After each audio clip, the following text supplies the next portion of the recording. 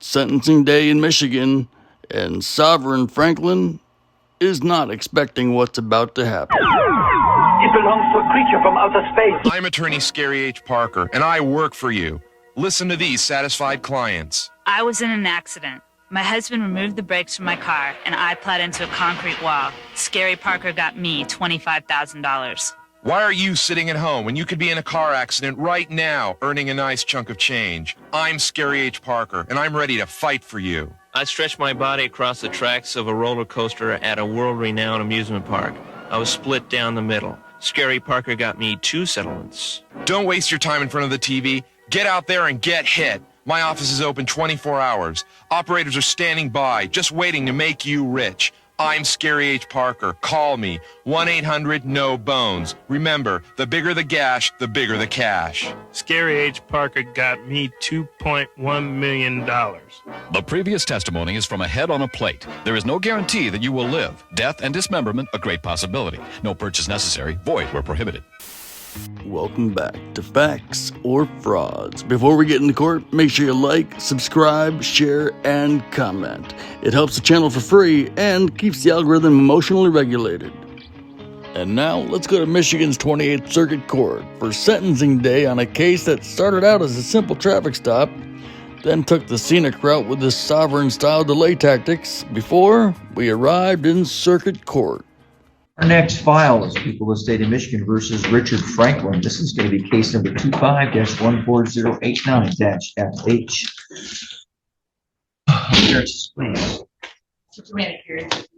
Robert Hertzell for Mr. Franklin, who joins me to my left, Your Honor. Thank you. You may be seated. Also here this morning is Mr. Kevin Stepleton. He's the agent for the Michigan Department of Corrections. Appearing today on behalf of Mr. Potter. Mr. Potter is the officer who prepared the CFJ, sorry, PSI for the file. See if I had any corrections. All right, I don't see any on. Ms. Carey? All right, and Mr. Hartel. Yes, just a few relatively small ones, Your Honor. On CFJ 284B, pages 4 and 5, on 2 of 25, it mentions being on bond.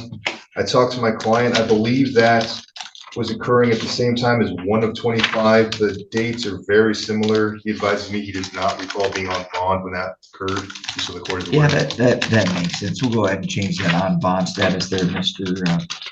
Stepleton. Thank you. Your next one, sir? Yes, Your Honor. CFJ 284B, page 13, offense 22 of 25.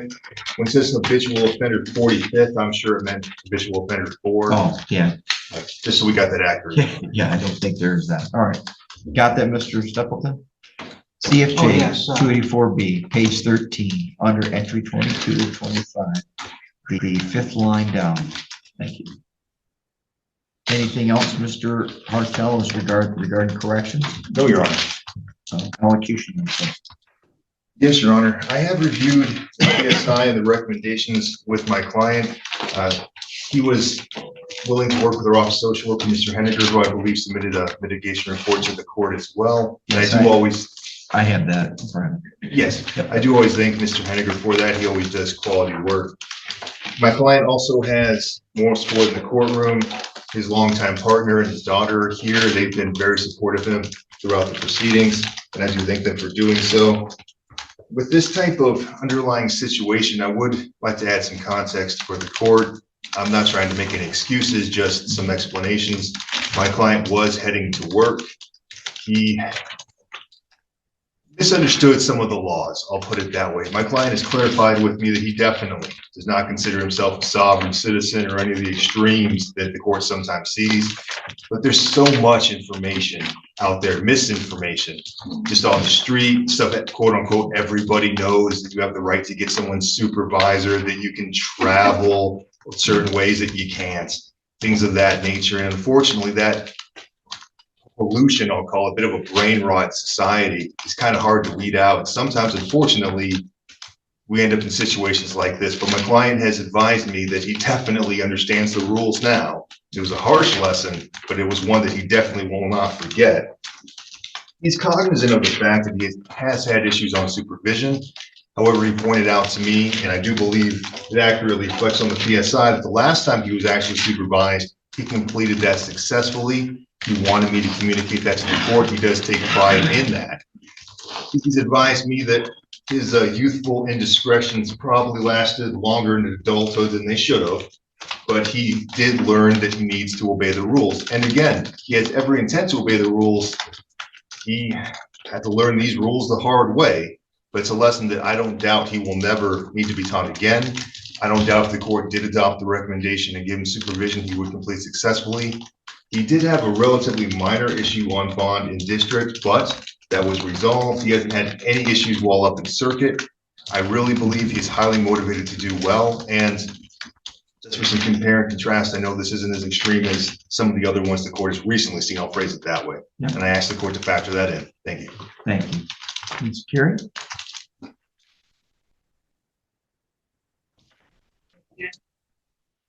Keep mine short and just ask the court to follow the recommendation. Thank you. All right. Mr. Franklin, you have the right to make a statement if you choose to do so. Is there anything you wish to say today, sir? No, Your Honor. Okay. All right. Well, this is not like our last R&O, except for the refusal to comply with orders. I understand the defendant now knows that what he was doing was wrong. And if he chose to believe what other people out there on the internet said, well, that's on him. And I suspect he chose to believe it because he was violating the law. It says right here, why'd you do it? Only way for me to get to work at the time. No, that's not a good answer. And also here, while the blood alcohol level was low and showed a 0.02, lab tests also showed the presence of marijuana, which means you shouldn't have been driving a car because you didn't have a license and you knew it. And you shouldn't have been driving a car because you had marijuana in your system. Done.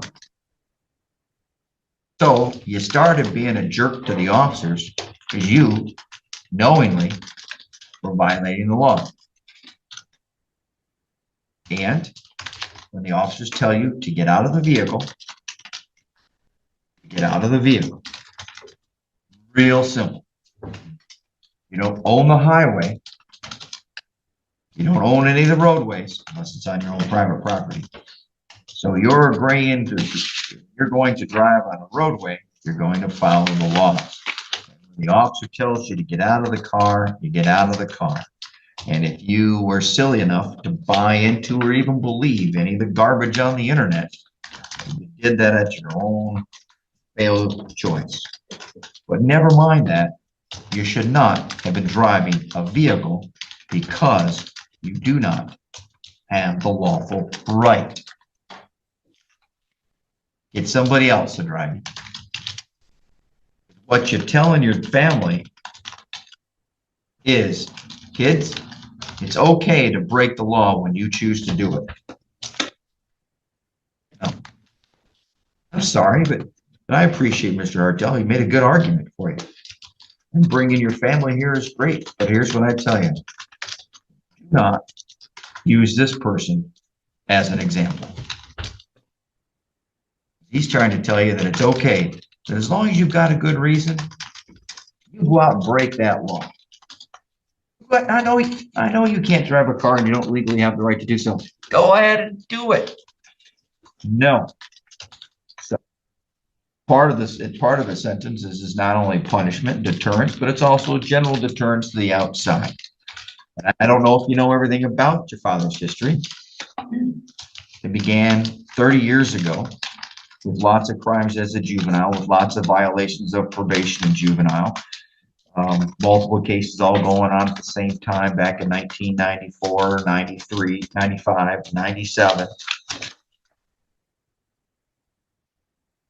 And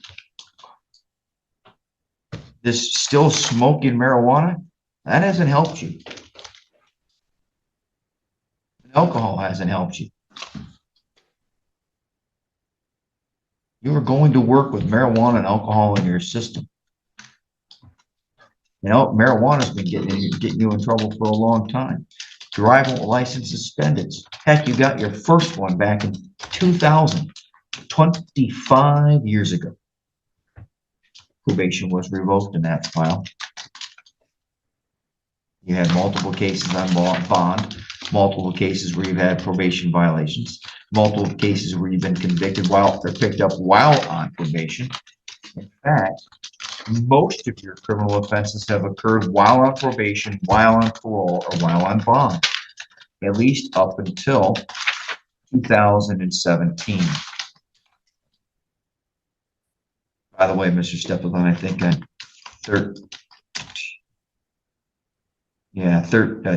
entry 22 of 25, that one occurred to be on bond. Anyways, you've got short gaps in time, even back in 2024. It was just some kind of impeding traffic, but you made it a month. They're just a couple months before you got this case here. So I don't know what it takes. And I appreciate what the social worker does for the public defender's office here. And then it says here that he has turned his life around. Well, there seems to be a time when you did it, when you stopped violating probation and parole, but you still have a longer criminal history than most people. And even most of the defendants who come into court. So,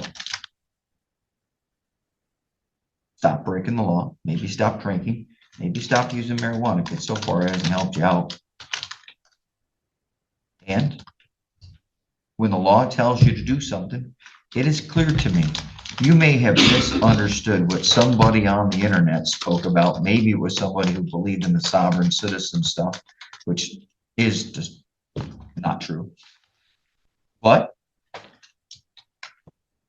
you have violated the law, you don't care. At least that's what I see.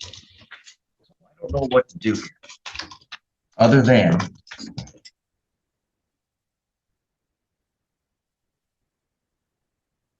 send a message. Hopefully it gets in, because so far over the last 40 years, it hasn't gotten any 30 years. Your Honor, I should have mentioned it earlier. I apologize. If the court did do any jail, he works Monday through Thursday. He's available if the court wanted to do it on weekends, Friday, Saturday, and Sunday. I apologize for not mentioning that earlier. That's okay. Where does he work? He works at the Lake City Forge, Your Honor. And how is he going to get there? I don't doubt he'll find a legal ride, Your Honor. He's mentioned family members can help him, Your Honor.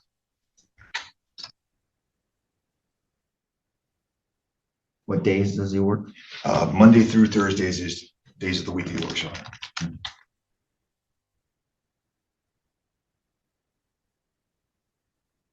Court places the defendant on a period of probation for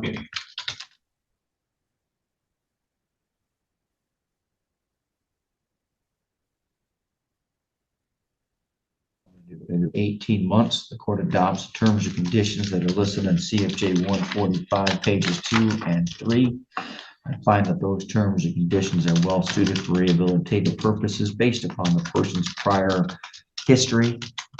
And the offenses in this case.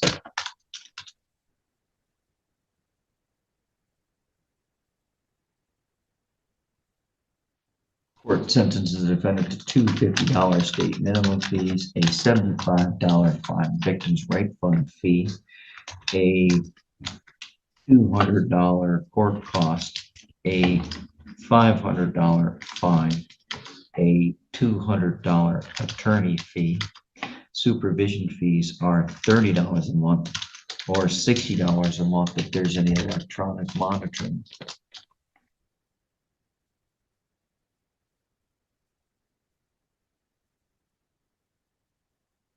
The court for both offenses sentences the defendant to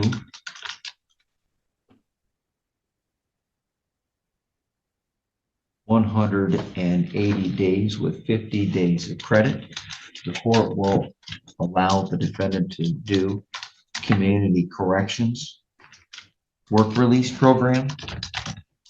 He is to report to the jail beginning this Thursday at, what time does he get off of work? He's to report to the Wexford County Jail by 5 p.m. on Friday. He'll serve throughout the weekend, and they'll probably let him out on Mondays. But yeah, Did you mean Thursday or Friday? I meant, did I say Friday? Yes, Thursday. Thank you. I'm sorry, I said Friday. it's okay. Yeah, I got you. No, thanks for catching it. And you will be released on community corrections tether. And you will follow their instructions. What I've started doing is I no longer say what those instructions are, other than they will be set through community corrections, which will require that you must provide proof of employment. So over the next couple of days, you better get a letter from your employer. Right, and so today you're going to leave here. You're going to go down to community corrections. They're going to put you on a tether so you can work until Thursday. And they'll ask for you to provide proof. Hopefully they'll let you go to work today and have you give the proof tomorrow or something, or somehow over the day. But you got to prove it. Lots of people go down there. And this is an issue that's going to bite the public defenders. I'm no longer going to accept the public defender telling me they've got a job. Right? That's not to pick on you, Mr. Hartel, or any of the counsel. It just invariably proves that most of the time the defendant's lying and never has the job. I'm going to believe you've got the job here today. I'm just going to ask you to provide proof of it. All right. Anything else today, Mr. Stapleton? No, Your Honor, thank you. Anything else today, Ms. Carey? No, thank you. And yes, ma'am. Do you want to set a release time for Monday morning so Oh. he makes it? What time do you go to work on Monday? I'm gonna be there at 5 a.m. Oh, 4. All right, I don't need to go over any terms and conditions of appeal since this is a misdemeanor file. All right, thank you very much. Don't violate your conditions of community corrections. Yes, sir. All right, thank you. Do you think this show is educational? Yes, it'll drive people to read books. And a quick recap. The judge orders 180 days in jail, 50 days credit for time served, and work release tether approved. So that means Mr. Franklin has to report to jail every Thursday at 5 p.m. and be released every Monday at 4 a.m. so he can go to work. That's providing proof that he actually does go to work. No proof, no work release. And remember, he arrived at circuit court with an attorney, which is almost certainly why this didn't become 180 days straight. And don't forget your YouTube emotional support system. Facts travel slower than fraud, and only you can help them catch up. So like, subscribe, share, and comment. And a major thank you to our channel members. Your support helps keep this channel focused on the court reality and not the internet fantasy. Thank you. So Mr. Franklin wasn't sentenced for what he believed. He was sentenced for what he did and for how long he delayed fixing it. Right now, his only freedom exists while he's at work. He's out Monday morning. He doesn't return to jail until Thursday night. That's as long as his job is verified. That's not being sovereign. That's a weekly reminder of consequences. Until next time, I'll see you soon.